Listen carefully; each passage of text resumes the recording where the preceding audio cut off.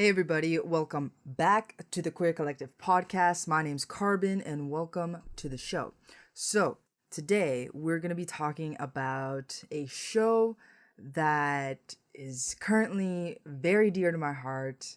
Such a beautiful show. It is beautifully filmed.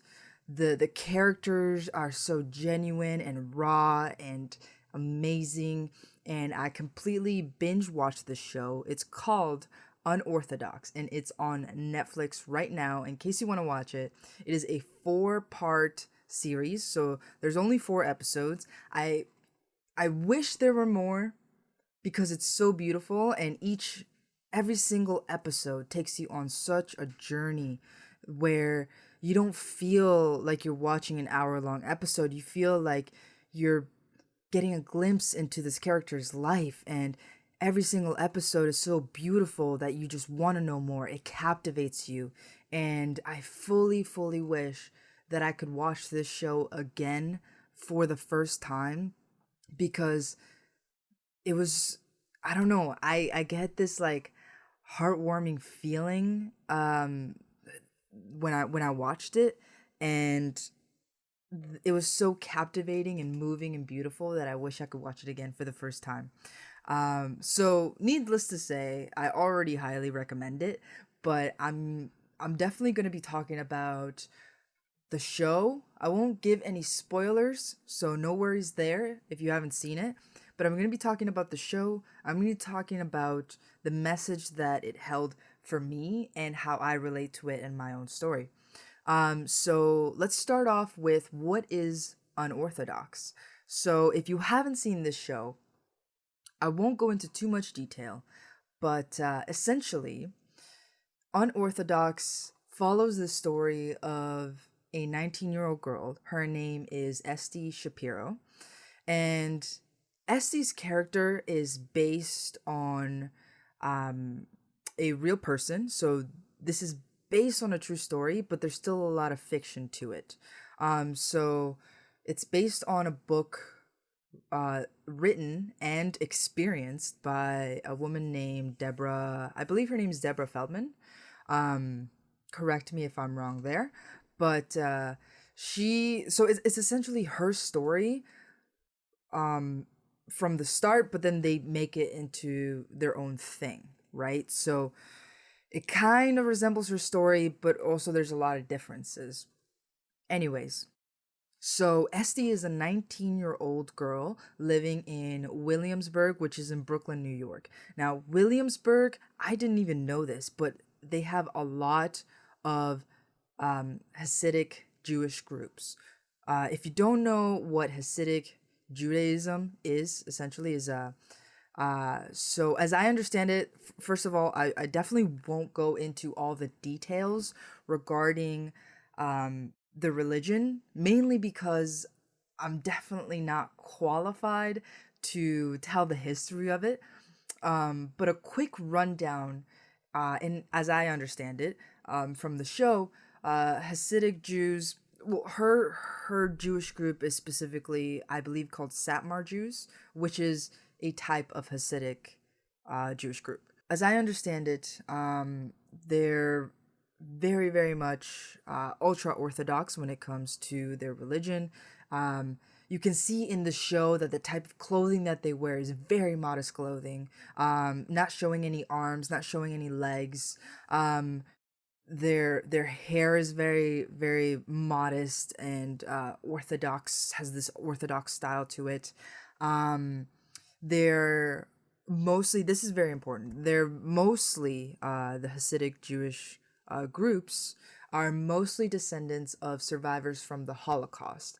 And the reason that this is so important is because there was also mostly started, these groups, they were mostly started by survivors of the Holocaust. Not all of them, of course, but their main mission, as is portrayed in the show, is actually to follow the Torah very religiously, and uphold traditions, but also to rebuild the Jewish population that was lost in the Holocaust. And in the show, Esty even says at one point that they're trying to rebuild the 12 million lives that were lost in the Holocaust. And that's why this whole group was started in the first place, which is crazy to me.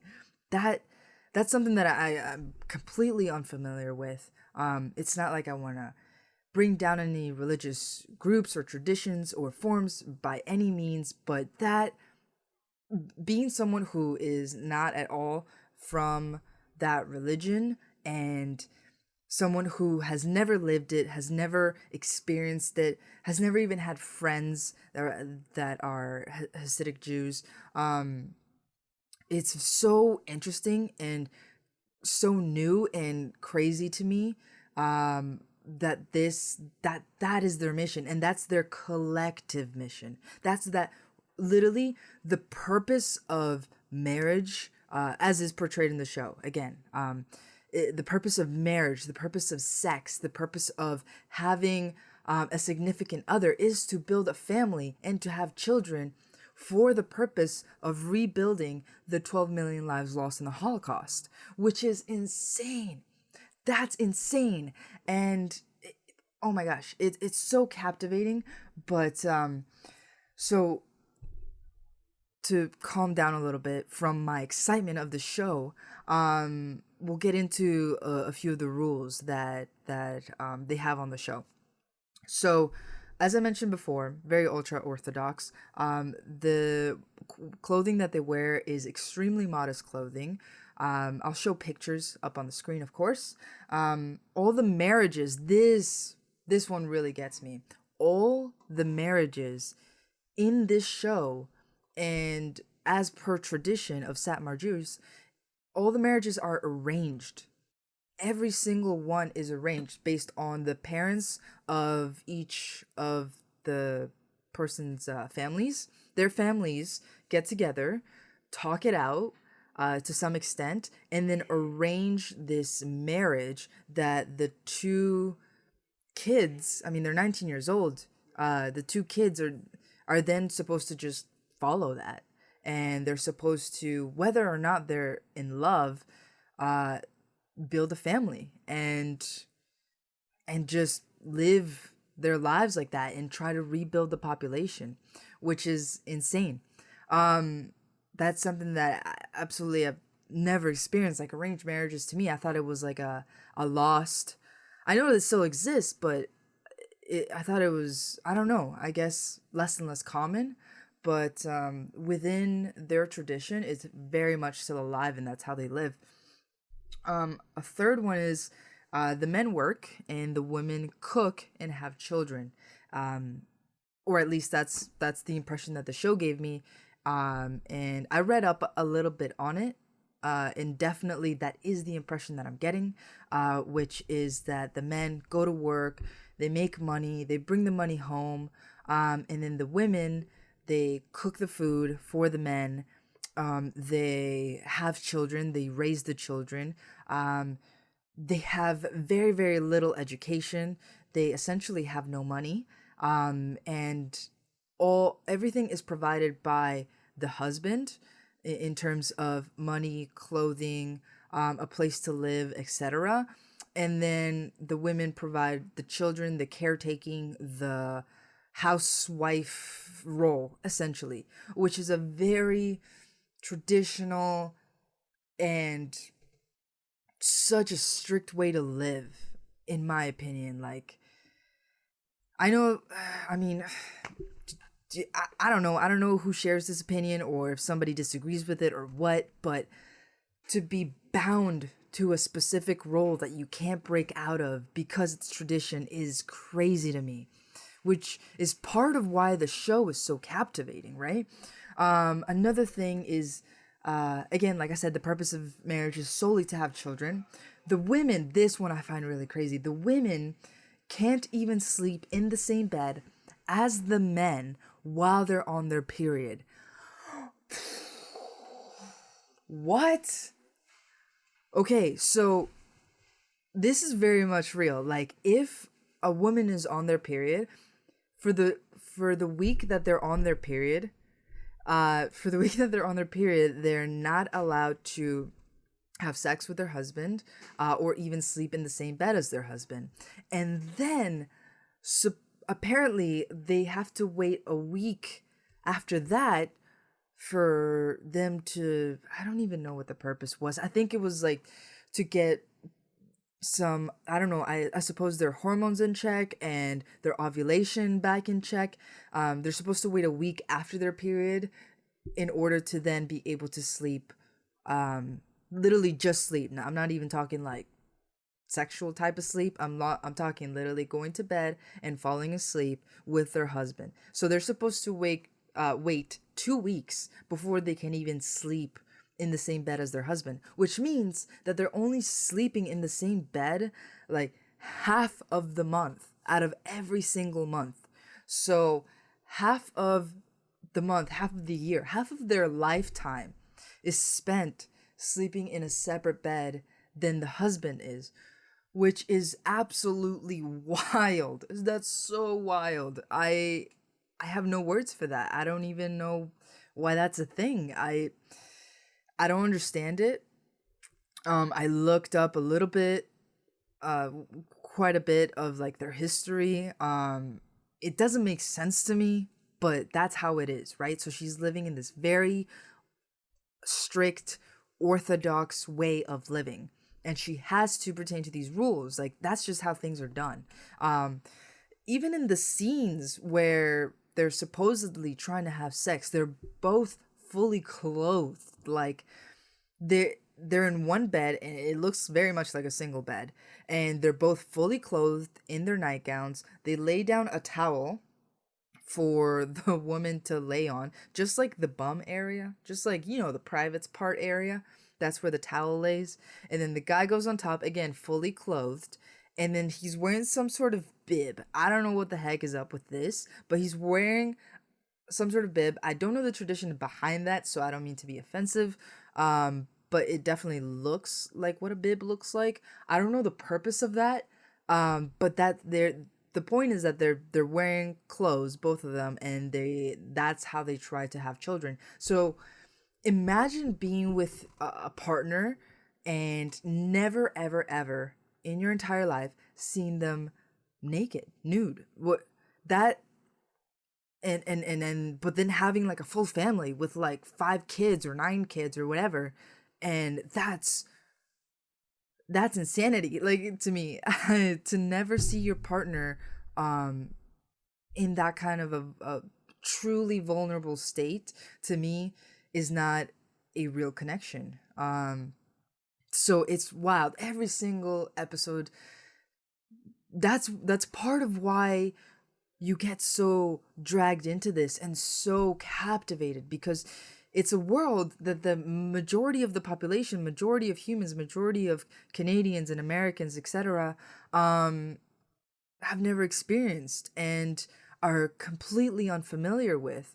And what I really, really love, or part, there's so many things to love, but part of what I love about this show is that they also very much, like every single actor that they chose for this show is very authentic to the characters. So, for example, all the characters that are Satmar Jews actually speak Yiddish, which is the native language of that religious group.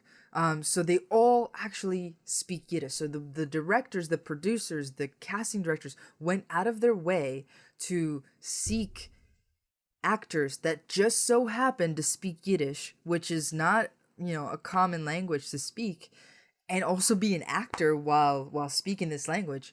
But that's just how like raw and real that they kept it. And then it's shot in Williamsburg, New York, for the portions where those scenes exist. She is in a Satmar Jewish community, in an arranged marriage. Esty is, and she has no clue who she is. She's only ever been in New York, never anywhere else. Like, that's the only place that she knows, and she's wondering.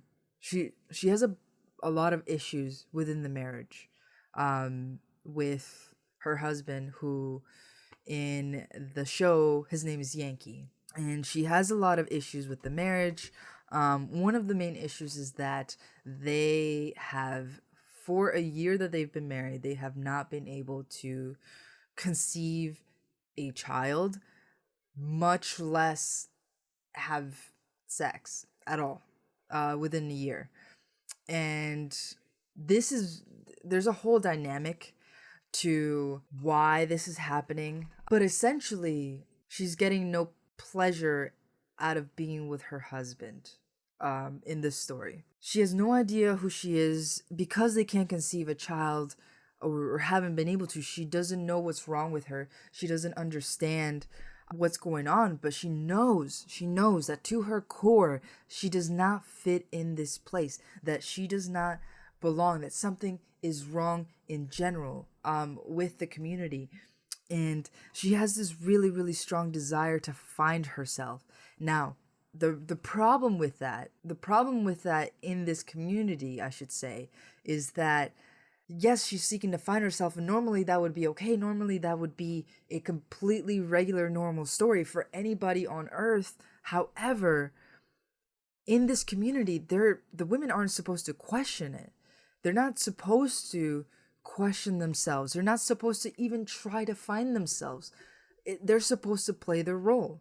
They're supposed to conform to their role and to the rules. They're supposed to just oblige, right?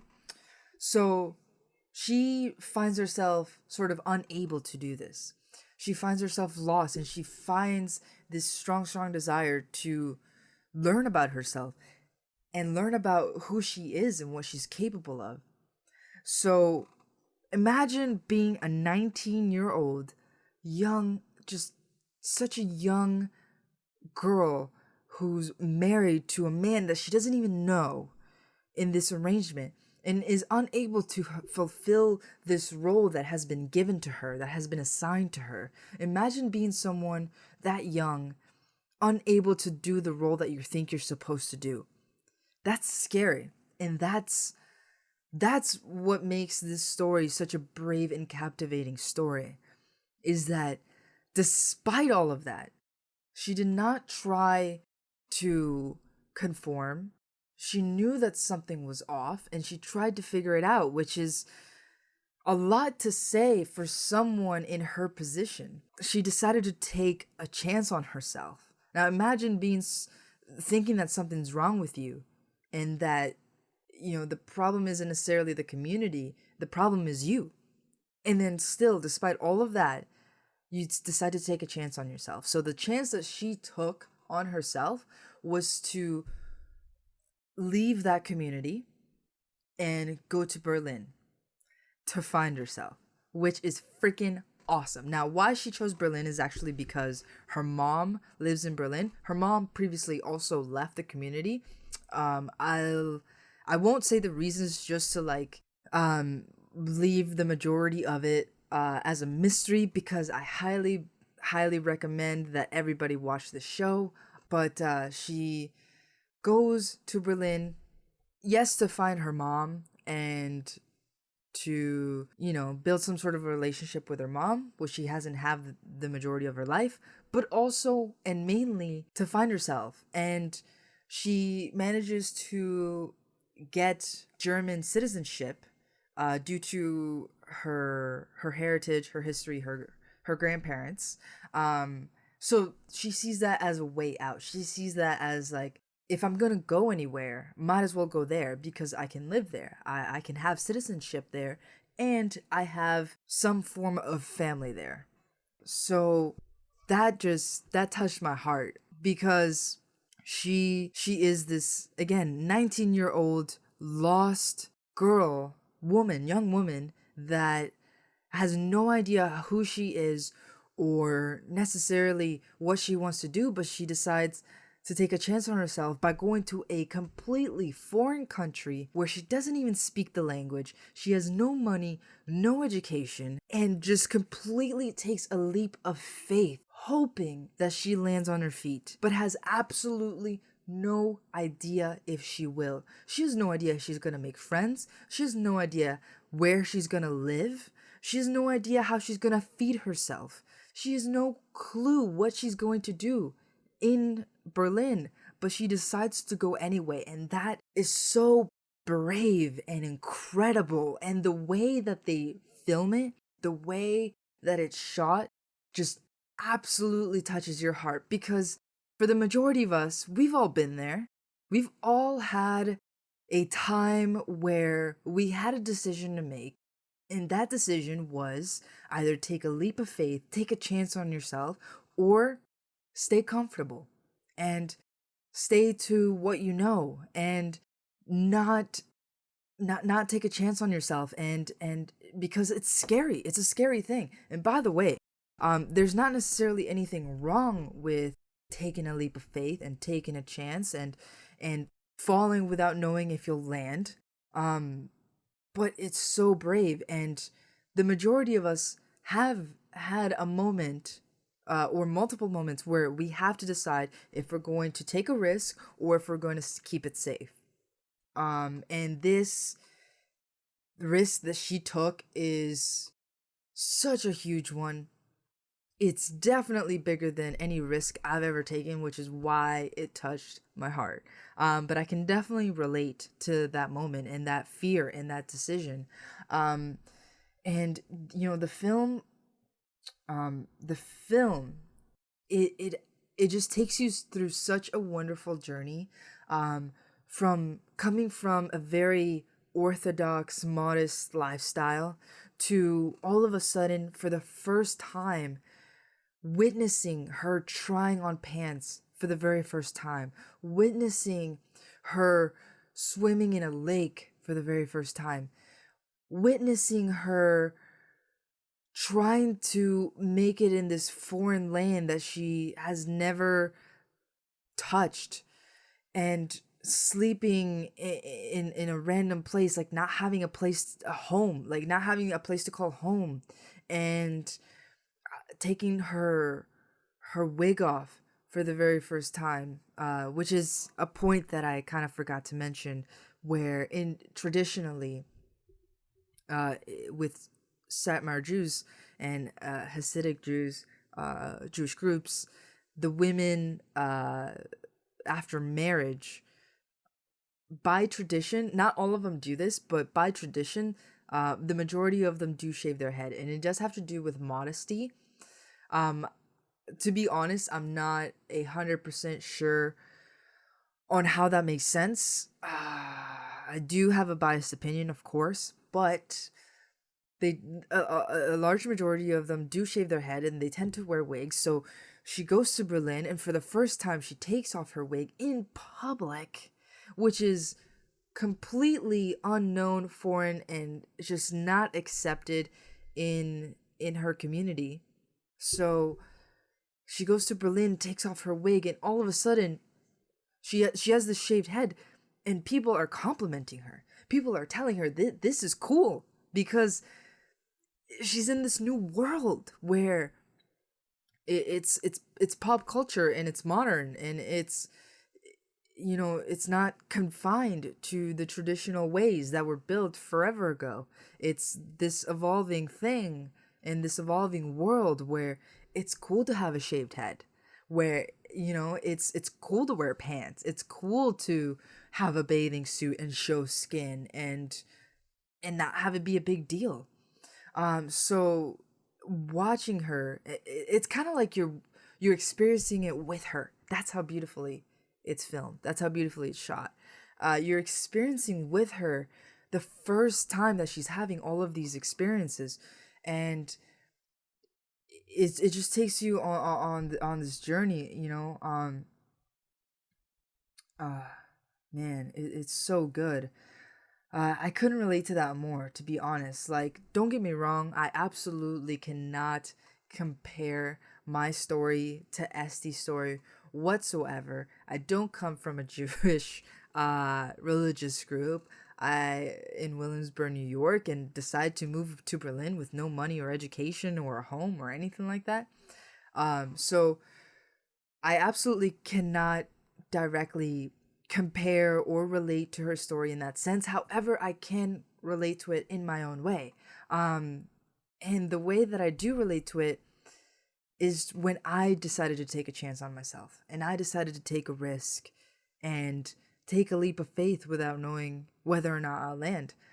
And that moment, that decision, that leap of faith came actually when I moved to Toronto. So, if this is your first time listening or watching this podcast and you don't know that I'm from Kitchener, there you go. I am from Kitchener Waterloo, which is about an hour and a half away from Toronto, heading west. And let me tell you a full backstory. So the reason I decided to move to Toronto is because in Kitchener Waterloo, I at the time right before I moved, I was working as a personal trainer. Now, I enjoy working out. I enjoy being fit and doing my exercises and discovering new ways to work out and being innovative, and I enjoy it. I enjoy working out. However, being a personal trainer was absolutely not for me. I did it for about, I would say, a year, almost 2 years, basically. I did it for almost 2 years, and at the time, I was just absolutely done with being a trainer. I didn't want to do it anymore. I didn't find any fulfillment out of it anymore. I didn't enjoy it. I was even starting to hate my own workouts. Like that's how much it like took over my life and my mental state. And that's how unenjoyable being a trainer made working out. It made it so unenjoyable that I I stopped caring. Essentially, I stopped caring about working out and about my physical health. So I was in a place where I was feeling lost as well. I was feeling lost. I didn't know what I wanted to do, and I didn't know how to take the next step. However, I did know that I loved dancing and that I wanted to do something about it. I wasn't sure what, but I knew I wanted to do something. At the time, that something to me was like, if I can move to Toronto and take classes regularly, that will change my entire life. That will be the biggest win. I'll be so happy. It'll be amazing.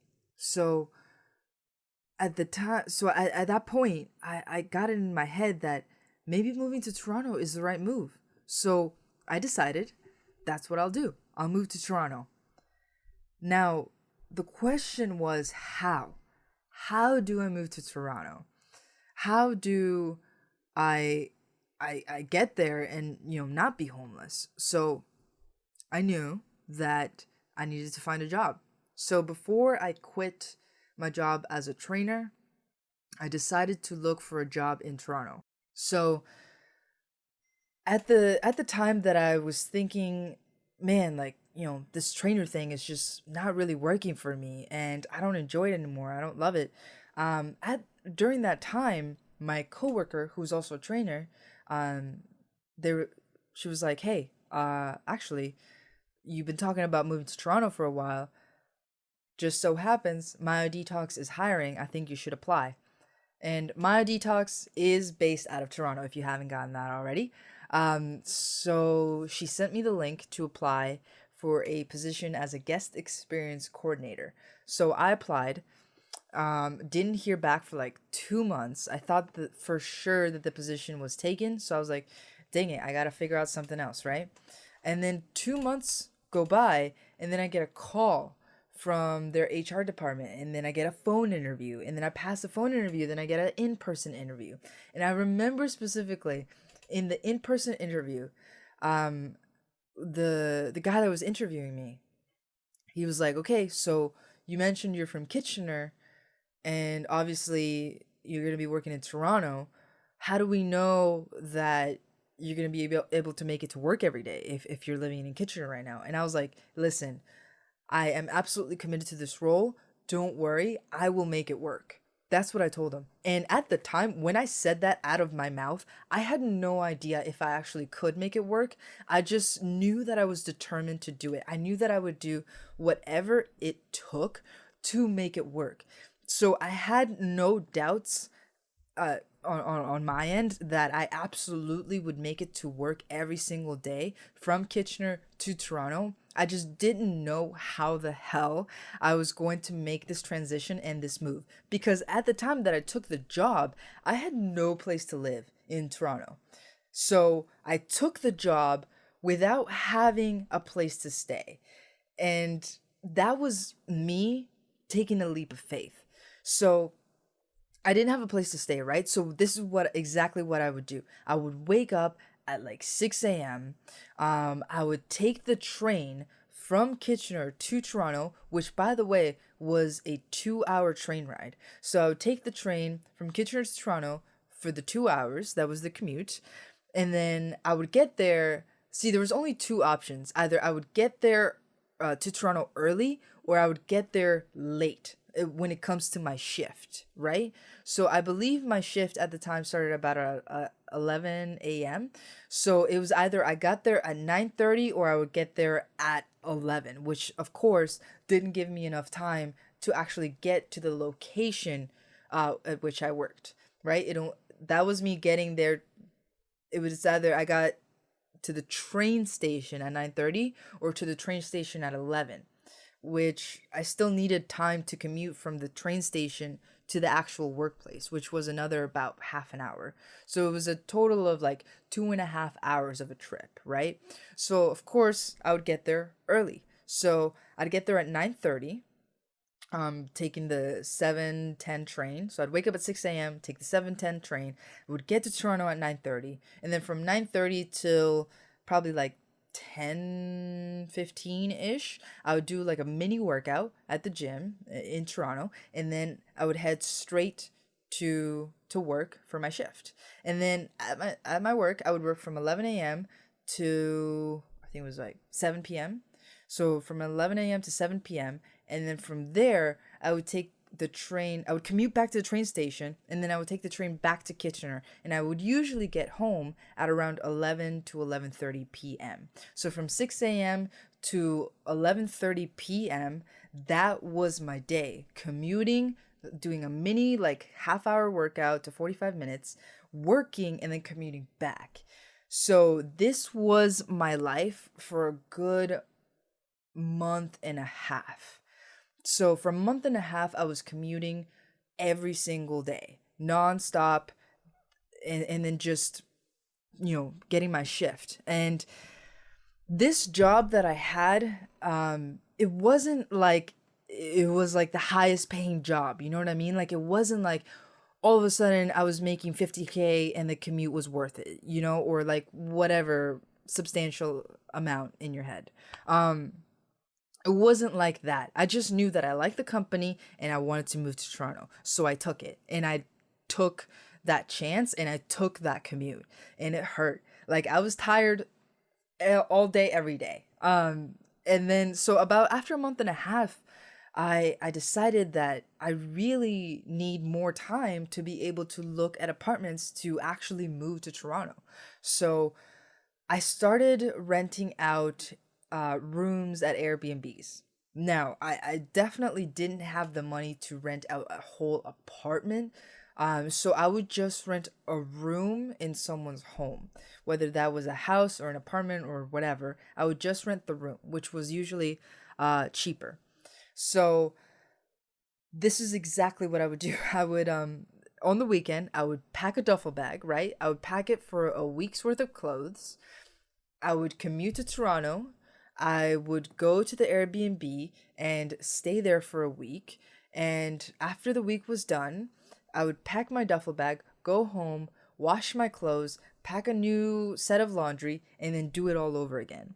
And that was my life for a total of 4 months. So for the first month and a half, I was commuting every single day. And for the remainder of that, I was renting out Airbnbs, packing a duffel bag, and doing the process all over again. Just going home, doing laundry, coming back. Sometimes I actually, and this is like where it really came down to me questioning myself in my decision, was that sometimes I didn't really have the money to rent out an Airbnb. So what I would actually do is I did actually, I did this a few times. So at the clinic, because it's a massage chirophysio clinic, they have the treatment tables, and the treatment tables are pretty comfortable.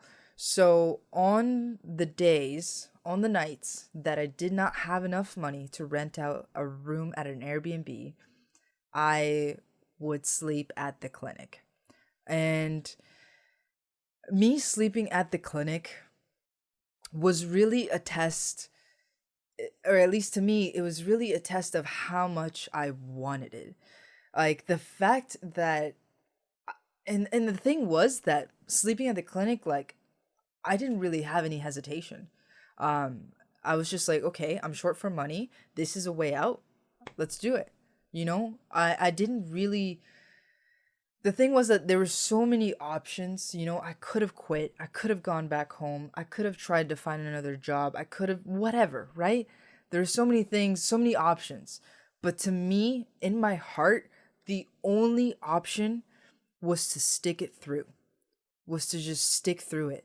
Um, I took a chance on myself. I took a leap of faith and I said to myself, okay, you're sleeping at this clinic because you want to move to Toronto. Sleeping at this clinic rather than going all the way back to Kitchener is going to allow you the time to look for apartments and find one. And that's exactly what you're going to do. So I did that. And on the days that I had to sleep at the clinic, I had no hesitation. I would just do it. I would just sleep there.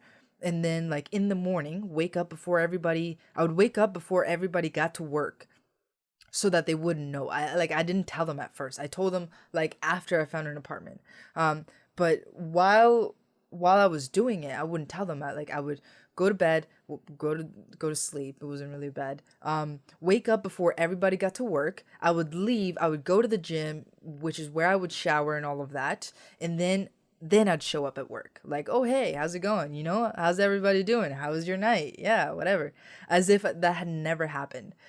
This is exactly what I would do. And the reason that I did that is because I was determined to move to Toronto. I was like, I don't know what it is.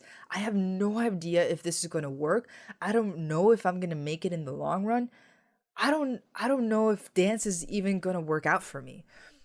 Or this job. I don't even know if this job is going to work out for me. But I know in my heart that for some reason, this is what I need to do.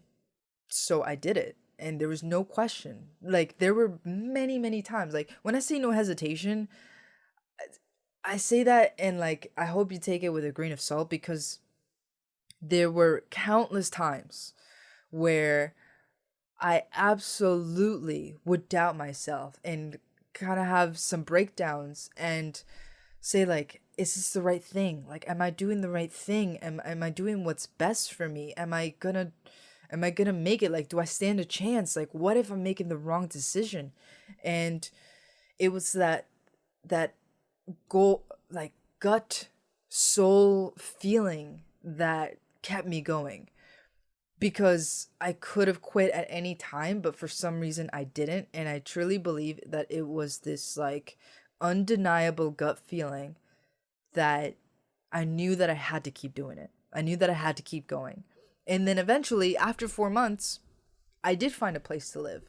And once I found a place to live, it was like, it was this huge, huge sigh of relief, this huge weight off of my shoulders. This sign, this like, I can't even describe the feeling. It was like this joy of like, yeah, you can do this. You can keep going. It was a sign, even though like, finding an apartment for most people, like, yes, it is like a hassle and a headache, but finding an apartment usually is like, okay, cool, I found an apartment. For me, it was like my life's about to change. And that was a scary but liberating feeling. And I can only imagine the level to which Esty's character felt that. And it really, really hit home for me because I felt that. And I'm sure that a lot of people watching or listening right now have either felt that feeling of like this scared but liberating moment, or if you haven't felt it, then you've felt the time where you had to make that decision. And that's what really touches me and what really hits home for me. To be honest, like, I had absolutely no idea if I was going to survive in this city, but I knew that I had to try. It wasn't really a matter of succeeding, and I know this sounds corny, but to me, the real failure was not even attempting it at all, because I knew that it was a dream of mine to move to the city and try to make it, and to just give myself the opportunity to try that has been the most liberating. And like, I don't know, this it's such an indescribable feeling, really. I'm having a hard time describing it because I don't think it really has words. It's kind of like your soul is all of a sudden being let free to explore. And that's what we experience with Esty's character. That's what we experience in the story that is Unorthodox. And it's so, that's why I find it so beautiful and so touching. And a big part of that is because I relate to it so much, and in my own way, of course, and I relate to that feeling. It's not about exactly what she did and the steps that she took. It's about the feeling of like being so scared, but then feeling so liberated, and giving yourself the chance to find yourself, giving yourself the chance to now be your own person and find your purpose, and then somehow try to fulfill it, which is something that's crazy. Like, like imagine when I see like Esty's story, and moving to Berlin and giving herself this chance to now find herself and do all of the things that she starts to do in the show. I relate to it because if I hadn't given myself the chance to move to Toronto, and if I hadn't taken the steps to do it, then essentially I would have never been as good of a dancer as I am today. I would have never progressed, not a fraction of the amount that I have progressed because I moved. I would have never, like, I would have never been able to have an agent. I would have never been able to audition for a Disney movie. I didn't get the part, so don't start asking me questions about that. But that's not even the important part. That's, getting the part isn't even the important thing here. The important thing is that it's because of my decisions that I even had the opportunity to audition for such a part, and for something that I never ever in my life thought that I would have the chance to audition for. Like, to me, auditioning for a Disney movie was completely out of the question. It wasn't even something that was going through my head at all. But the fact that I got to audition for a Disney movie, that in itself, regardless of whether I actually got a part in the movie, that in itself was a huge milestone, because I never thought that I would be in such a position of opportunity. And then from here, it can only get better. Like, of course, there's ups and downs and struggles, but we can only progress through those struggles. We can only get better by learning and by continuing to take chances on ourselves, by continuing to give ourselves the opportunities that we previously didn't even have. Um, Another thing is like, if I hadn't moved to Toronto, then this wouldn't even exist. Like, I wouldn't be sitting here today talking.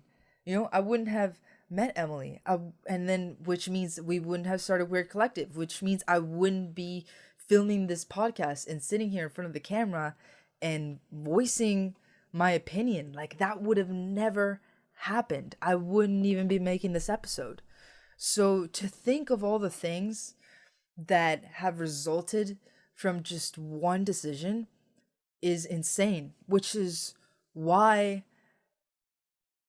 with a lot of thought, we need to take more of them, or at least I feel like we need to take more of them.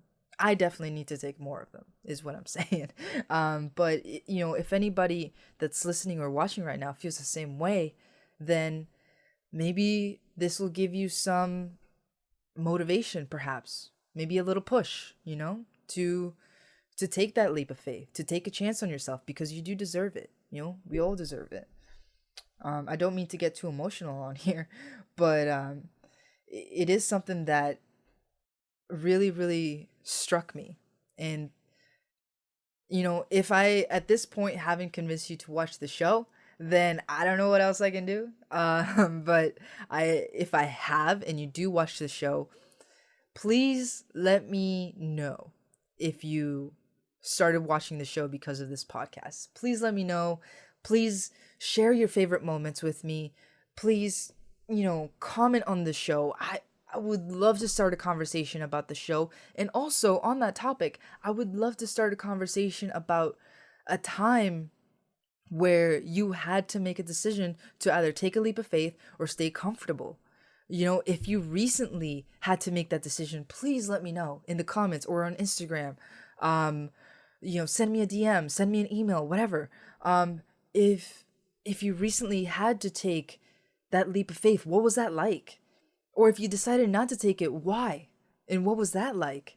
Do you regret it? Do you think that was the right decision?